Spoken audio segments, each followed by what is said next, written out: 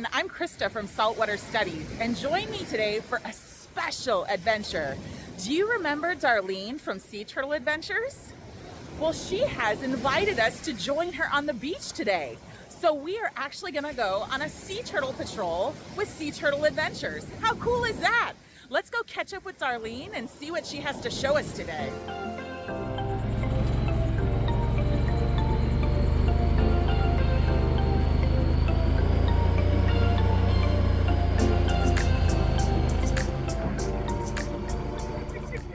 So Darlene is just finishing up her beach patrol this morning, and one of the last things that she has to do is check a few nests that hatched recently. Now what Darlene is doing here is she is excavating a nest. Now once a nest hatches, the sea turtle workers will wait 3 days, and then they will come back and excavate the nest. They give a chance for all of the baby sea turtles to leave the nest, and then they go dig it up. And what they're doing is they are counting the number of eggs. They're looking to see if all of the eggs hatched or if some of them did not hatch, and then maybe even note the reason why it seems like they didn't successfully hatch. And then they will take any sea turtle hatchlings that are left behind in the nest and they will rescue them. Now we actually found one sea turtle hatchling left behind in this nest. We've named him Shelton, and we are going to try to release Shelton and see if he can make his way out into the ocean.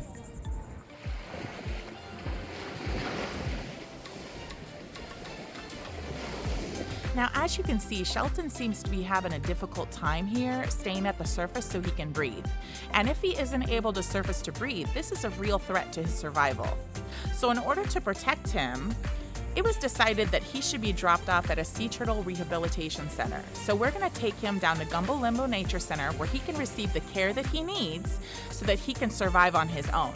So you can see here as you come up to the center, they have a cooler over here for hatchling drop-offs.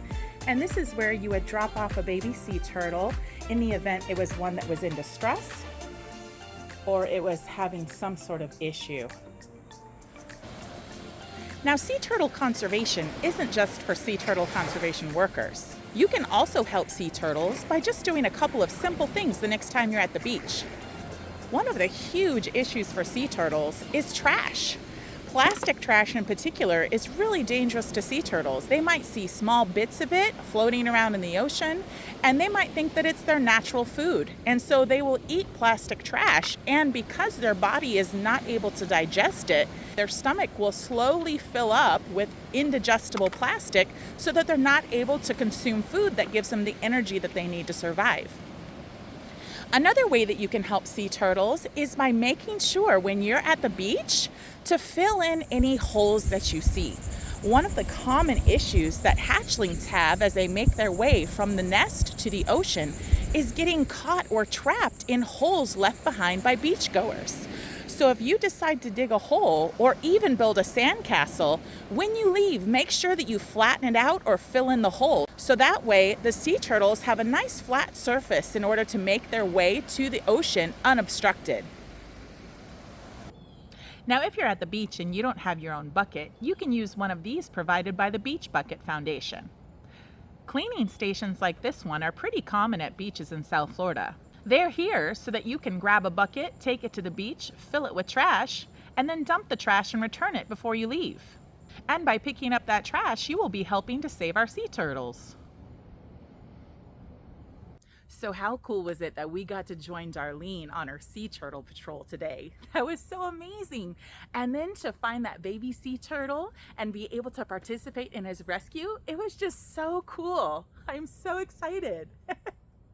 Now, as I was thinking about that whole entire process of rescuing the sea turtle, you know what came to mind? That parable that Jesus tells about the lost sheep. The Bible tells us that God cares so much for each one of us individually that he will go to great lengths to rescue us in order for us to have a relationship with him. And the parable that Jesus uses to explain this is the parable of the 100 sheep. And so the story is that there's a shepherd with 100 sheep, and if one goes missing, he will leave the 99 and go and search for the one. And that's Jesus's heart towards each of us. And as I was looking at this rescue today, I was like, this is a lot of effort going into rescuing one small sea turtle. You know, like Darlene has to go out and patrol the beach every single morning. She marks all the nests. Then she goes and digs up the nest and she finds the sea turtle that's been left behind.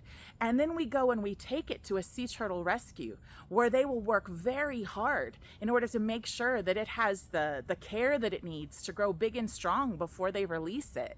Like, there is so much effort that goes into sea turtle conservation, but it is really, really tiny in comparison to the effort that God expends on our behalf. He loves us so much and he desires for us to have a relationship with him that he will go to great lengths to reveal himself to us, to show us that he loves us and that he cares for us and that we are made for relationship with him. And I just think that is so cool because that is who our God is. He is the God who leaves the 99 for the one. That is amazing. I just think that's so cool. I hope that you enjoyed our time today. I know that I really did, and I'm so grateful for Darlene for inviting us to come along. That was really, really fun. And I really hope that you guys will join me next time.